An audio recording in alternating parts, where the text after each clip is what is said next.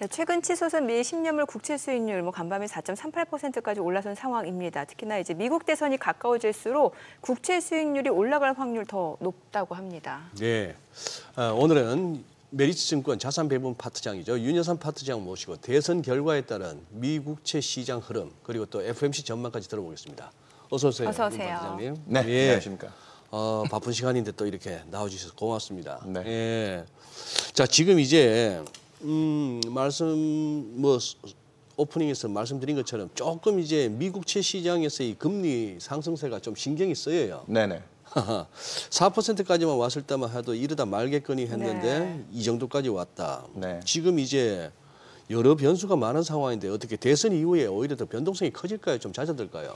일단은 지금 현재 네. 미국 금리 급등하고 제일 직결된 건 네. 트럼프 리스크입니다. 트럼프 리스크. 예, 2016년에 트럼프 대통령 당선됐을 당시에 미국채 10년 금리가 1% 중반대에서 네. 한 임기 동안 기준금리 인상이 상당히 진행되긴 했지만 예. 거의 200bp 가까이 3%대 이상 급등했던 경험이 있기 때문에 네. 트럼프 대통령이 갖고 있는 특유의 확대 재정에 따르는 경기 부양민 거기에 이제 또 그 재정의 재원으로 쓰이는 게 미 국채 발행 증가, 부채가 네. 늘어나는 쪽이잖아요. 그럼 채권 네. 쪽에는 악재거든요. 그렇게 금리가 올라갈 거다. 그래서 트럼프 베팅 확률이 늘어날수록 그래서 9월 말부터 트럼프 승리 확률이 50% 이상 치솟기 시작했잖아요. 예. 그 기울기를 그대로 금리가 추정하면서 올라오는 상태이고요.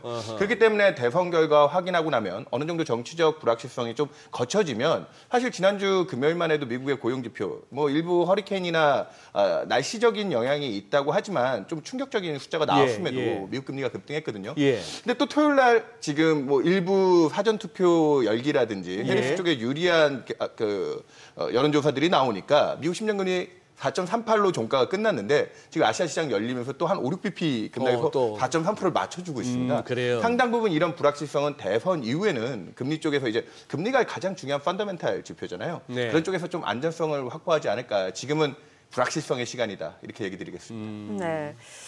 결과적으로 지금 채권 시장 흐름만 놓고 봤을 때는 이제 트럼프 전 대통령 승리 확률을 높게 보고 네. 있다라는 분석들 많이 나오고 있는데 특히나 실제로 이제 당선되게 되면은 네. 이제 국채 발행량이 늘어나면은 채권 수익률 자체는 더 올라갈 수밖에 없다 이렇게 네. 보는 것 같거든요. 예, 공급이 늘어나니까 채권의 가격이 예, 떨어지면서 예. 더 많은 이자 수익을 요구하게 되는 예, 거죠. 어느 정도 충격 예상하시나요? 일단은 지금 9월 FOMC까지만 해도 미국 경기에 좀 확장 안 좋고 그때까지만 해도 여론조사 결과도 뭐 해리스 쪽에 좀 유리하게 나올 때 그러니까 네. 이거 딱 뭐 여러 시나리오가 존재하고 있지만 이번 대선뿐만 아니라 상원 의회 결과까지 덮쳐져 있어서 변수가 좀 많긴 한데요. 아주 단순화해서 보면 트럼프 대통령은 채권 시장에 금리 상승 쇼재료고 해리스 쪽은 그래도 재정을 어느 정도 좀 균형적으로 쓸 거다 해서 좀 롱재료로 보고 있는데 네. 9월에 비컷 실시했을 때 연준이 예. 그때만 해도 미국채 10년 금리가 대략 3.6%였거든요. 네.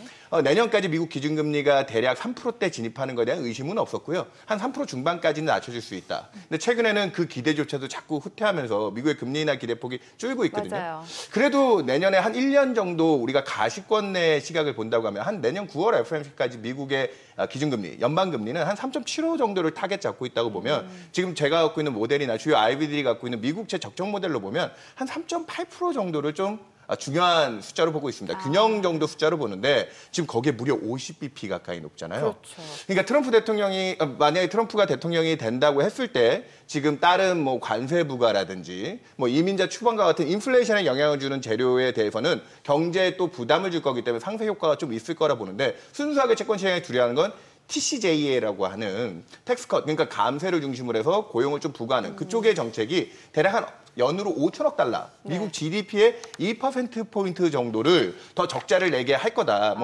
지금도 표면적인 숫자로 트럼프가 당선되면 임기 동안 지출만 7조 5천억 달러, 해리스는 네네. 그 절반인 3조 5천억 달러라는 숫자가 상징적인데 적자 규모로만 치면 GDP의 2%포인트인데 저희가 과거 역사상 재정을 썼을 때 민감도 한 GDP의 1%포인트 정도 적자를 쓰게 되면 대략 금리에 미치는 충격이 한 25bp. 그게 아까 얘기했던 공급이나 경기 부양 효과로 그 정도의 충격이 들어오는데 단순 계산하면 얼마입니까? 2%포인트 연으로 따지면 트럼프는 저는 진짜 단순화하는 겁니다. 이건 정말 단순화해서 얘기 드리면 50bp짜리 정도 재료가 되지 않겠냐. 그래서 이걸 종합해서 얘기 드리면 내년까지 연준의 통화정책 기대는 대략 3% 중반 후반대까지 기준금리를 낮출 수 있는 그 기대가 중심 라인을 잡아줘야 되는데 네. 현재 트럼프 리스크가 한 50bp가 들어서 미국채 10년 4.3까지 올라왔기 때문에 예. 이 정도면은 상당 부분 미국의 정치 리스크들을 좀 녹이고 들어온 구간이 아닌가. 이 금리 스트레스는 저는 대선 이후에 아까 좀 변동성이 네. 칠 거라고 보고 있는데 네. 그런 쪽으로 이제 미국 금리가 좀 오버슈팅한 영역으로 들어와 있다. 예, 그렇게 보고 있습니다. 그렇게 보고 있다. 네. 결국 이게 저거 감안해서 적절한 프라이싱 상태에서 선거 결과를 기다리고 있다 이렇게 보면 되겠네요. 시장은 과거에도 그랬지만 2016년에 트럼프 당선 가능성을 낮게 봤을 때는 트럼프 그때 그 지지율과 금리에 민감해. 그래서 그때는 금리가 낮았잖아요. 사실 네. 1%대 금리 시대였던 걸 반해서 지금은 다르죠. 트럼프의 확률이 높다 보니까 아까 배팅 확률과 함께 금리가 상관계수가 한 0.8 거의 똑같이 움직이고 네. 있거든요. 그런 부분들이 선반영되고 있다라고 이해해 주시면 될 것 같습니다. 지금 우리나라 국고 3년이나 5년 뭐 10년물 하고 우리나라 국채금리는 미국하고 같이 움직여요. 방향은. 방향성은 같지만 예. 민감도는 아까 9월 FOMC 당시에 미국채 10년이 3.6% 정도까지 급락을 했다가 지금 예. 4.3까지 70bp, 0.7%포인트 정도가 급등했는데 네. 우리는 그때 10년짜리 국채 금리가 한 2.9%에서 지금 3.1%, 20bp밖에 안 올랐습니다. 올랐네. 왜냐하면 미국 경제가 좋고 미국 내 재정의 영향 그리고 우리는 트럼프가 당선됐을 때 교역에 네. 따르는 경제 충격이라든지 다른 악재들을 많이 생각해야 되니까 안전자산인 채권 쪽에서 미국만큼 금리 민감도가 높지 않습니다. 우리는 예. 상대적으로 좀 금리가 안정되는 흐름입니다. 야, 그 말씀이면은 아니 다음 질문 넘어가기 전에 당장 미국 채권 사야겠네. 절대 금리로는 아니, 미국 금리 매력이 있죠. 무조건 먹고 들어가는 이자가 높은데. 네. 예? 그래서 지금 개인 투자자들 중에 또 기회에 이번에 트럼프가 싸게 살 기회를 주고 있는 게 아닌가 하는 역발상으로 생각하시는 투자자들도 요즘 많이 늘고 그러니까 있습니다. 국제 가격이 많이 떨어져 있다 보니까. 예, 항상 그렇죠. 금융시장은 모두 다 그럴 거라고 하면 예. 지금 저희 같은 전문가들이 다 트럼프는 금리를 올리는 악재라고 다 생각하고 가격에 녹이고 있거든요. 예. 네. 정작 그가 됐을 땐 그 불확실성을 해소하게 된다면. 예. 지난주 금요일 날 미국 고용 지표가 쇼크 나올 거라 했지만 예상보다 많이 낮게 나와도 많이 네. 낮았는데. 일시적인 반응하고 오히려 이제 그 뒤에 재료인 미국 대선 결과를 반영해서 금리가 올랐단 말이죠. 예. 미국 대선을 또 확인했을 땐 그 뒤에 트럼프가 갖고 올 경제 부담 요인이 부각이 된다면 트럼프 이길 때는 1%대 미국채 10년 금리였던데 반해 지금은 정반대 상황이죠. 예. 트럼프가 만약에 이 길을 열게 된다면 4%대 고금리 환경을 들고 들어올 텐데 트럼프랑 똑같은 사람이라고 금리가 더 오를 수 있느냐. 지금은 2016년과 금리 환경, 미국의 기준금리 그때 첫 인상을 하면서 이제 인상을 시작했던 국면이고 네. 지금은 고도 긴축기에서 이제 인하를 시작하면서 완화기로 가는 초입이기 때문에 그걸 또 투자자들은 감안하고 대통령 지금 서로 공약만 놓고 보면 재정을 써서 금리를 올릴 거야라는 걱정들만 하고 계신데 네. 거기에 따른 민감도 잘 보셔야 됩니다. 한마디만 더 드리면 지난주에 영국 같은 데서 국채 금리가 갑자기 급등했거든요. 예. 네. 2022년에 그 트루스 이제 기억도 잘 안 나시죠? 당시 영국 총리가 재정 조금 무리하게 한번 여성 총리 트러스 총리. 맞습니다. 예, 예. 한번 좀 써보겠다라고 선언했다가 그때 길트 턴트럼 영국채 금리의 이름을 길트라고 하거든요. 네네. 그러면 영국 금리가 급등하면서 그런 모든 계획들이 무산으로 돌아갔던 경험이 있습니다. 미국은 기축통화 국가이기 때문에 좀 괜찮을 거냐? 이런 부분을 누가 대통령이 되든 해리스 쪽은 그걸 조금 더 관리하겠다라는 의지를 보여주고 있고 트럼프는 좀 더 쓰겠다고 하지만 그 트럼프가 누굽니까? 사업가 출신 아닙니까? 그가 갖고 있는 이 금리에 대한 민감도를 생각하면 저는 지금 미국 금리 트럼프가 당선된다고 트럼프가 계속 쇼재료로 작동할 거냐, 금리를 계속 올리는 재료일 거냐, 그 부분에 대해서 분명히 고민하고 재정 정책을 현실적인 부분들을 좀 고민할 것이다. 그렇게 생각하고 있습니다. 그래요. 뭐 트럼프 후보의 공약 가운데 뭐 관세도 있고 네. 뭐 첫날부터 바로 불법 입국자들 군대를 동원해서 다 추방하겠다 이런 것들도 있고 하지만 인플레를 잡겠다 했거든요. 네. 인플레를 잡겠다 했는데 뭐 공약을 갖다가 그만큼 진심이라면은 그거 하고 이제 아까 야 새삼스럽네. 한 보름 총리직 했었나 리즈 트러스 그때. 아, 예. 예, 그러다가 한번 재정 한번 풀어가지고 뭘 해볼까 했더니 시장에서는 그거는 말도 안 되고요 해서 그냥 아작을 내버렸지 않습니까? 네. 영국 국채 시장. 그때 영국채 투매가 어마어마했죠. 예, 쇼크가 컸었죠. 네. 그런데 이제 영국은 그렇다 치고 미국은 늘 그래도 한다는 얘기가 우리가 믿는 구석이 야 그래도 미국은 뭐 기축통화국이고 네. 미국은 아무리 빚을 내도 괜찮은 거 아니야 하는 그 중인데 네. 이 프랑스의 이 누굽니까 이거 작 카탈리 나름대로 프랑스 경제 석학이죠. 그러죠. 저도 이름 들은 지 오래됐습니다. 미테랑 때부터 들은 것 같은데 네. 사르코지 때도 한참 역할을 했고. 근데 이게 미국의 공공부채 2차 세계대전 이후 최고 수준이다. 미국은 파산했다.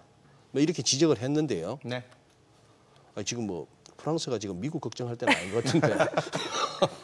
아니, 지금 미국 경기는 어떻게 보세요, 그래? 방금 프랑스 얘기한 거 한 번 양념을 치면 올해 연초 대비 미국 못지않게 금리가 높은 수준을 유지하는 나라 중에 하나가 프랑스입니다.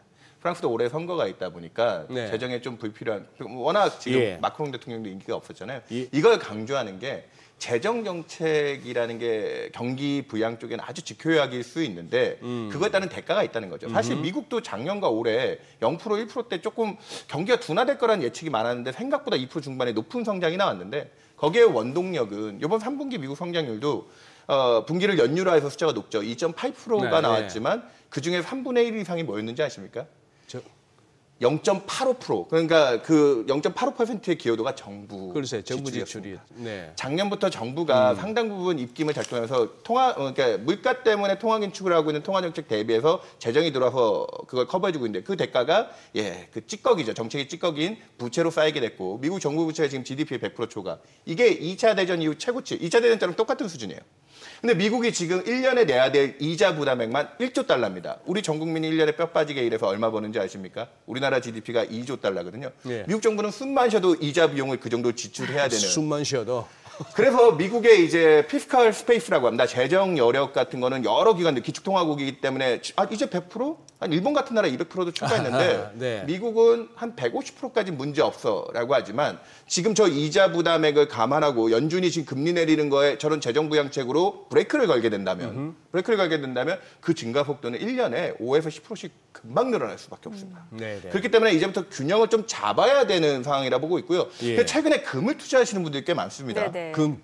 금 가격이 연일 최고가를 맞아요. 경신하면서 지금 뭐 우리도 그만 돈 이제 50만 원 넘어간다 뭐 이런 뉴스가 나오는데 완전 그 금을 사시는 분들이 방금 얘기했던 좀 불경한 생각일 수도 있지만 기축통화국가인 미국의 달러를 이제 앞으로 이 정부 부채가 이렇게 급증한다면 믿을 수 있을 것이냐. 그러니까 미국은 이런 리스크를 이제 컨트롤해야 돼. 그래서 저는 당위론적인 얘기긴 하지만 누가 대통령이 돼도 지난 2년간 그리고 이번 3분기에도 리세션 콜 나오자마자 그랬죠. 재정 적자를 또 8월 달에 GDP의 7%대까지 이건 12개월을 누적해서 집계하는 건데 그 수치가 지난 2분기까지 5%대까지 좀 균형을 찾겠다 줄여왔었거든요. 예. 그랬더니 8월 달에 금융시장도 불안하고 경기 침체 논란이 나오자마자 또 재정 자극이 들어왔어요. 그러니까 이게 내년까지 미국 경제는 쉽게 침체는 안 올 것 같습니다. 그 기축통화국가란 지휘하에 플렉서블한 탄력적으로 재정을 쓰고 있기 때문에 미국 경제에 대한 안정성은 높은데 예. 거기에 따르는 부담은 계속 쌓이는 거죠.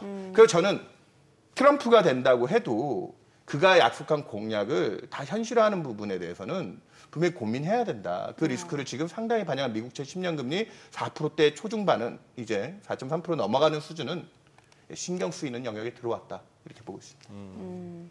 지금 미국 국가 부채가 35조 달러를 넘어서고 있고 이제 내년 1월 이전에 새로운 부채 한도가 좀 마련될 것으로 보이는데 만약에 이제 그 대통령 소속 정당하고 그다음에 이제 의회 다수당 이게 다르게 되면은 논의 자체도 쉽지 않아질 거고 또 국채를 더 찍어낼 가능성 이것도 좀 달라질 것 같거든요. 앞서 대답을 좀 상당 부분 예. 한 것 같긴 한데 부채 한도 협상이 작년 6월에 있으면서 그때 바이든 행정부에서 작년 3분기에만 미국채 순증 그러니까 만기 돌아온 거 감안하고 순증으로 1조 달러를 찍었거든요. 네네. 단기간에 엄청난 발행량이었어요. 그런 부담을 소화하고 왔는데 지금 내년에 만약에 저는 이번에 뭐 대통령은 트럼프가 될 가능성이 지금도 아직도 좀 높다고 하지만 하원은 그러면 또 균형 있게 민주당이 가져갈 공산이 큰데 예산은 하원에서 편성을 하거든요. 그런 쪽에 마찰이나 저항이 있을 거기 때문에 또 다른 정치적인 불확실성. 그러면 지금은 트럼프가 공약한 약속 때문에 금리가 업사이드 쪽인데 그게 브레이크가 걸린다고 하면 성장률 땅에 지금 2년간 미국의 재정의 기여도가 굉장히 높았기 때문에 그 힘이 빠지면서 미국 성장 동력도 상당히 줄어들 수밖에 없지 않을까. 저는 좀 마찰적인 과정들이 있을 거라 보고 있고요. 내년도는 그런 지금까지는 미국 경제가 조금만 안 좋아도 영양제, 보약처럼 재정이 받쳐주면서 성장률도 높지만 미국 주식시장 사상 최고가 그 돈이 다 어디서 났겠습니까? 뭐 일본 같은데 엔캐리 얘기하지만 그런 걸로 다 들어갔겠습니까? 예. 미국 정부가 공급해주는 유동성도 있었을 거거든요. 예. 그런 쪽에서 내년에 리스크 부분이 분명히 있을 수 있습니다. 그래서 지금부터는 채권 시장의 위기로 많이 보셨지만 내년도까지 이제 무리했던 재정 정책이 빠지고 물가가 안정되니까요. 이제 통화 정책 쪽에 좀 바통을 넘겨줘야 금융 시장이 좀 안정적으로 좀 흘러갈 수 있지 않을까. 그렇지 못하면 내년에 또 부채 한도 협상 노이즈 나오고 뭐 재정 절벽이라고 하죠. 그 절벽에서 또 많은 자산 가격들이 흔들릴 수밖에 없다. 그래서 이 대선이 끝나고 나서 아까 금리의 안정성은 좀 얘기 드렸지만 금리가 내년도에 그 부채 한도를 스무스하게 넘어가면서 진짜 안정적으로 유지가 돼야 경기 쪽이 잘 유지되지, 경기가 미국 경제 중심으로 좀 균형을 잡을 수 있지 않을까. 올해 3분기에 잠깐 풀었던 침체 논란. 지금 많이 수그러 들어있지만 내년 부채 한도 협상 쭉 네. 가서 또 고민해 봐야 될 것 같습니다. 네.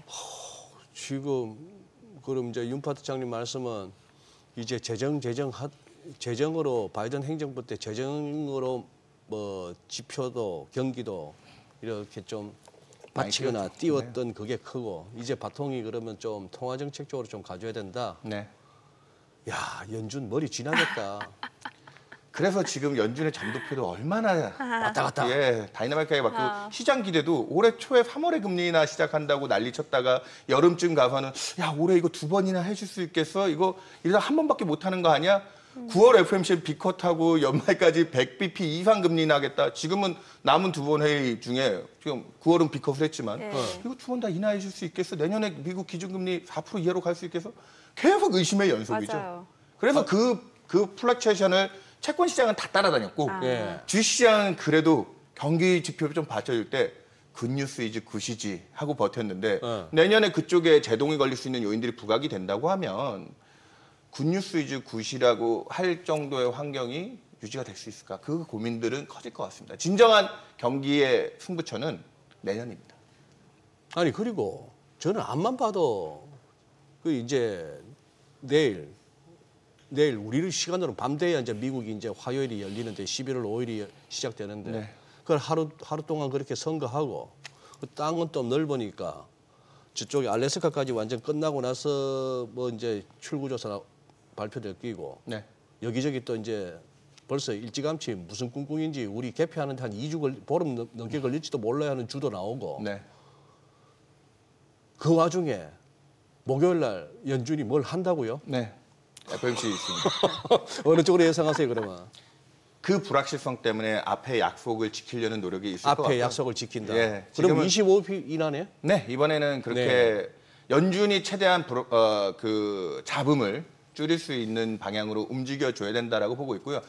지난주 막판에 확인됐던 미국의 메이저 지표들인 고용과 예, ISM 뭐 예. 이런 쪽의 지표들은 잠깐 8, 9월 달 반짝하면서 받쳐줬던 숫자 대비 뭐 아무리 자연재해가 있었다고 해도 숫자가 절대적으로 나빴습니다. 네. 그런 부분들 놓고 보면 연준의 통화정책 기대는 지금 현재 누가 대통령이 되든 일단은 점도표로 제시한 올해 2번 인하는 달성해줘야 되고 내년에 분기 한 번 꼴 정도 100bp를 내년에 인하해서 내년 연말까지 3.5로 네, 그랬죠. 가겠다고 하는데 그 큰 기조를 지금 바꿀 정도의 환경은 아닐 거다. 파월 의장은 뭐 트럼프 대통령이 트럼프가 대통령이 된다고 하면 아마도 뭐 또 해임될 가능성이 높다라는 얘기도 하고 있지만 그 전까지는 그렇기 때문에 더더욱 자기가 얘기했던 소신을 좀 지킬 가능성이 높다. 이번 주 25bp 인하한다. 그렇게 보시면 될 것 같습니다. 네. 앞서 간단하게 좀 말씀을 주신 것 같긴 한데 그러면은 채권 투자 지금 좀 적기라고도 볼 수 있는 거예요? 그러니까 저는 지금부터는 오히려 금리가 올라가면 채권 투자든 채권 가격이 떨어지는 거기 네네. 때문에 불안하지만 그만큼 높은 이자 수익을 챙길 수 있는 네, 상황인데 그렇죠. 미국 작년에 기억해 보시면 작년 10월 달 딱 1년 조금 더 됐는데 작년 10월 달 미국 채 10년이 5%까지 한 4% 중반을 한 달 좀 넘게 상회했거든요. 그때가 지금보다 경기 여건이나 뭐 이런 기대가 나쁘지 않았던 시기였는데 그때 S&P 500이 2달 동안 8월부터 조정이 시작됐지만 2달 남짓 기간 동안 10%가 넘게 빠졌습니다. 이런 위험 자산들에 줄 수 있는 고금리에 대한 위험성 영역으로 진입했기 때문에 그래서 지금 미국은 또 부채의 특성이 고정금리 부채들이 많기 때문에 22년부터 올렸던 그 고금리에 대한 부담이 지금까지는 좀 제한적이었거든요. 네네. 아무리 금리 올려도 나는 고정으로 이자 지불하니까 적은 뒤에 조달했으니까 문제가 없었다가 그게 내년부터 본격화될 수 있기 때문에 제가 드리는 얘기는 미국이 이제 고금리에 대한 부담을 덜어내야 되는 정책 방향으로 움직여야 된다. 그렇기 때문에 지금 4%대가 넘어 있는 미국 금리는 뭐 앞서 9월 달에 비컷 할 때만 해도 3% 중반까지도 빠졌었는데 미국제 10년 금리가 아까 미국 쪽에서 투자 기회를 많이 본다라고 했는데 네. 미국의 금리 하락룸은 다시 올해 봤던 저점 수준 정도는 회귀할 정도의 룸이 있다라고 보고 있기 때문에 채권 투자 저는 지금 트럼프 덕분에 싸게 살 수 있는 기회가 들어온 기간이고 오히려 이 금리가 높을 때 다른 위험 자산들이 조금은 이 금리 스트레스를 잘 이제 주의해서 봐야 될 영역이 아닌가 그렇게 얘기 드리고 있습니다. 민주당 이재명 대표 금투세 폐지에 동의하기로 뭐 주식시장 좀 너무 어렵다 이 뉴스가 뜨니까 우리 뭐 코스닥은 순식간에 막 1.2%대 올라가네요. 네. 마지막으로 하나만 저 돈 좀 갖고 계신다는 분들 중에 고금리차 때문에 회사채에 이렇게 좀 돈을 좀 태우신 분들이 있던데 네. 괜찮아요? 그러니까 지금 미국이 그렇게 탄력적으로 예. 재정을 하면서 침체 위기를 계속 방어해주고 왔기 때문에 네. 저는 내년에도 침체 가능성은 낮다 보거든요. 네. 다만 좀 고도하게 무리하게 미국이 또 성장을 끌고 왔는데 다른 예. 나라들은 안 좋았잖아요. 예. 그거에 대한 부담이 내년도에 좀 작동하면서 금리 레벨이 낮아지는 과정이 있어야 또 위험 자산이 올라갈 수 있다는 건데 회사채는 그런 측면에서 딱 중간자적인 자산이거든요. 주식의 위험성과 국채 안전성 중간. 네. 여기까지는 저는 무난하게 기대 수익률들 충분히 처음에 투자했던 이자에 플러스 알파의 자본 차익까지 금리가 하락함으로 인해 그 수익을 챙길 수 있는 유용한 투자처라고 생각하고 있습니다. 네. 크레딧 리스크 없고 아직은. 네. 네. 오늘 내용 잘 들었습니다. 고맙습니다. 고맙습니다. 네, 감사합니다. 네.